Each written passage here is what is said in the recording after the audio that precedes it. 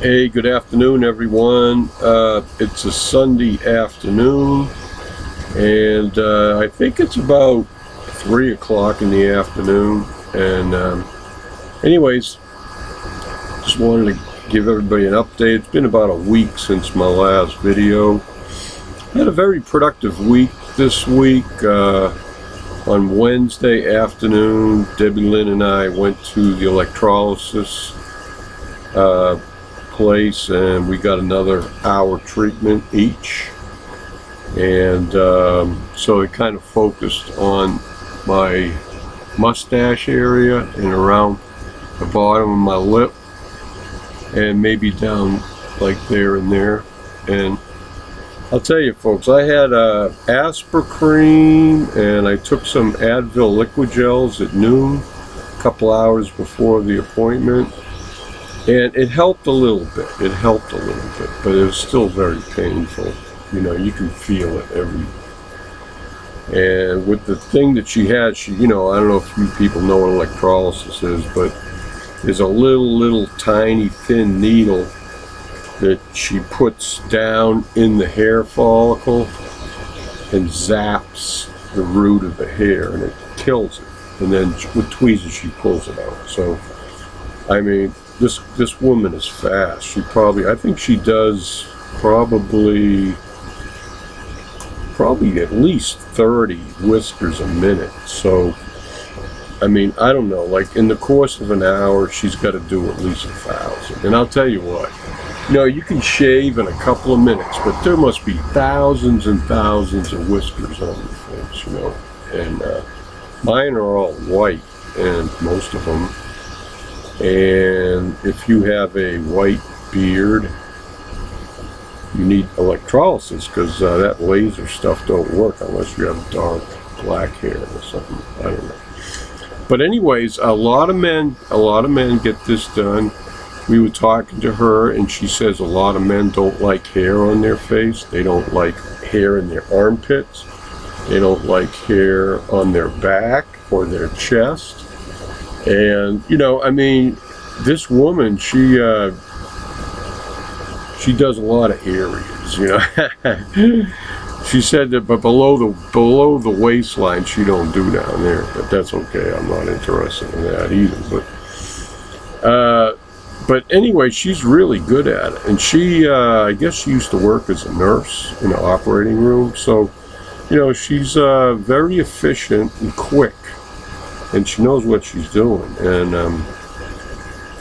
anyway, she has these rubber balls I squeeze. I go about 10 minutes, and that's it. I need to squeeze something, okay? Because the pain, I mean, every time it gets zapped, it's like you feel it. And after about 15 minutes, it feels like your face is on fire. Everywhere where she pulled the hair out, it burns. It really does, And that's good, because, I think that means it's working, okay? So hopefully when she zaps a whisker, it ain't never growing back, okay?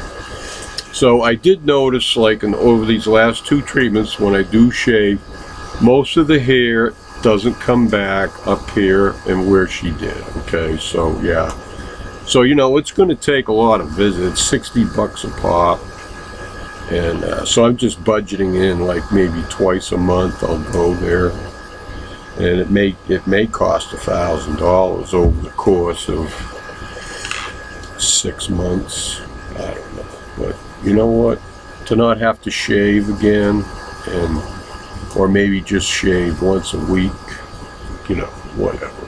That's great, So anyways, so that was good. And then I was able to get to I had an appointment with a gender therapist on Thursday. We had to travel to Spartanburg, and I had a very productive hour. She didn't even know me from anybody. It was a first meeting, okay? But I brought my letters from my previous therapist, and she copied all that stuff. And we had a short talk, I explained to her my condition. And I was pretty thorough about what I said, because, when you break the ice with a gender therapist, and I did that like in September 2 years ago, so It's been like 20, no, it's 3 years ago. It's 2013. So, you know, basically I started my therapy in September 2013. So that was 33 months ago. Now, I haven't gone since last June, like over a year ago. So, you know, but I went pretty regular, every 3 or 4 weeks for a year, over a year and a half. So, anyways, you know, all they do is they just document. You talk about things that are very private, and so. Anyways, she gave me a referral, and I'm going to try to get to see an endocrinologist soon, and then that way I'll be able to get my HRT medication here locally in Greenville. Okay, so anyway, so that looks like it's gonna work out good. Hopefully it will. Apparently there's a new program at the Greenville Medical Center, or Greenville Health System. They have a program for LGBT people. So I don't know. I would call up the number, set up an appointment, go down there and see what's going on. But anyways, I'm very encouraged because, you know, I've been here for a year, you know, trying to get in to see a doctor about this unsuccessfully. So it's kind of discouraging. So I was out there this morning. Oh, last night we had a hangout. Debbie Lynn we had our own hangout starting about 9 p.m. And we went till, I don't know, it was midnight, a little after midnight. And then people left, and so went over to Rosie O'Kelly's hangout for a couple hours, well, 3 hours, because she closed it up about 3:30 a.m. It was like a 5-hour and 40-minute hangout. I got there, you know, like around 12:30. I got there about halfway into it, and man, my computer, I was connected. Everything seemed to work fine last night. But anyways, yesterday or the day before, a friend of ours on YouTube explained to me how to do my own live hangout, and that's cool. I know how to do it now. Before it was a big mystery, and I really wasn't looking forward to doing it. But, you know, sometimes, you know, you go all week and, like, nobody, you know, some hangouts don't happen that are regularly scheduled, and you get kind of bummed out because, you know, you get used to talking to your friends every week, and then when nothing happens, you get, oh, gee, you know. So I think I'm going to start doing my own hangouts. I'm going to figure out a time. You know, I'm retired. I don't have a job, and you know, and I'm working on my health and nutrition to improve my health. Okay, and you know, I've been basically handicapped for probably 8 or 9 years, and my health kind of went south when I was in a head-on collision with a drunk driver in November 1st, 2006. So it'd be 10 years ago this coming November 1st. So after that I started gaining weight, and apparently I started developing heart failure. So, which I ended up, that's why I have this pacemaker in my chest. This is my second one. The first one lasted 6 years, and this one's been in exactly a year. Today's the 24th. They put this in my chest on July 22nd last year. So it's been 1 year and 2 days. And this one works great. And all it does is regulate my heartbeat. See, I have a condition called heart block. And apparently, maybe the impact of that airbag in that accident damaged me somehow. And it took like a year or two to develop into full-blown heart failure, but then I had heart block, and you know, there was contributing factors to my heart failure too, but I don't have time to discuss that. We're up to 10 minutes, but anyways, you know, hey, it's been a battle, folks. You know, I mean, you know, to lose weight, I had to change my diet. I went to low glycemic. Eventually, I had to cut all sugar out of my diet, and I mean, I was diabetic. I had blood sugars that were like 500, okay, like in 1999. So it's been a long road to hoe with diabetes, and I finally worked my diet and got my blood sugars down in the low to mid 100s, and I stopped taking medication in 2011. That was like 5 years ago. And then they did put me on the pills for a while in 2012 before I moved to Florida, but I didn't renew the prescription after I moved to Florida. So basically for almost 4 years I haven't taken any diabetes medication. So, and I'm fine now. I mean, when I went and got checked in May, 2 months ago, the beginning of May, so it was like 2.5 months ago, my A1C was 5.5. I'm not considered diabetic anymore. And that's because, you know, the HCG diet I did last October through Christmas helped get rid of the diabetes. It really did. And, you know, everybody thought I was crazy about doing that, but I had to shock my system. You know, I've been sitting at 300 pounds for well over a year. Well over a year, maybe a year and a half, and I wasn't getting anywhere. So I had to do something to change it up.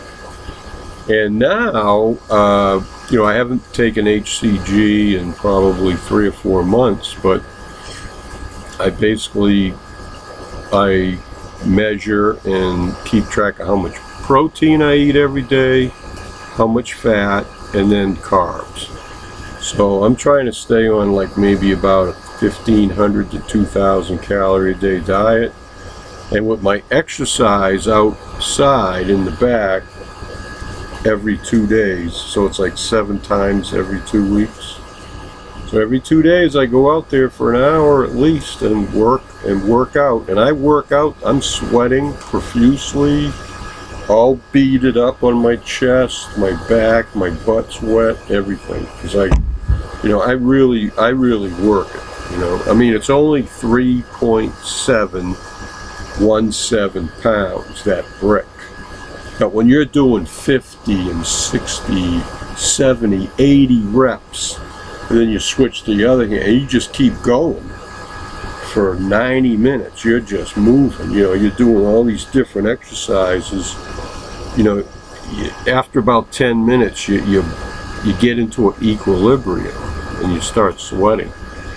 And I think the oxygen, you know, really makes you feel good. I mean, I've heard it causes endorphins or something, but, you know, you just keep going, okay? And I just push myself. You know, it's not like I'm heavy breathing. I just regularly deep breaths, breathe correctly while you're doing the exercises, and it's great, you know? And believe me, when I come in after being out there, I am hot, covered in sweat, and I go sit in front of the air conditioner for 5 minutes. And, but I'm tired, you know, and then I'll probably eat something or drink some water and take some, you know, water and maybe a vitamin pill or something, and then I lay down for a while. You know, I just kind of like chill out for an hour and rest. And then, you know, so that's what I did today.